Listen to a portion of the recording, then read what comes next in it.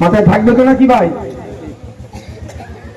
এটা ভোট ভরা কল, তাই সময় এসেছে ঐক্যবদ্ধ হতে হবে, চোখ কান খুলে রাখতে হবে। সাম্প্রদায়িক বিজেপি আর দুর্নীতিগ্রস্ত এই চোরেদের দল তৃণমূল, একটা ডাকাতদের দল আর একটা কেন্দ্রের সরকার যেটা চলছে না ডাকাতদের দল। পুঁজিপতিদের মাধ্যমে গল্প শুনিয়েছিল ক্ষমতায় আসলে 15 লক্ষ করে টাকা দেবো, বিদেশ থেকে কালো টাকা ফিরিয়ে নিয়ে এসে কারো অ্যাকাউন্টে 15 পয়সা এসেছে? আসা তো দূরের কথা, কালো টাকা আরো বিদেশে চলে গেছে। এটা ডাকাতদের দল আর এটা চোরদের দল। বিধবা ভাতা থেকে ভাতা কাটছে। আমি অনেক আগে বলেছিলাম বাপ বেঁচে আছে, মাকে বিধবা দেখিয়ে বিধবা ভাতা তুলে খাই, অনেক আগে বলেছিলাম।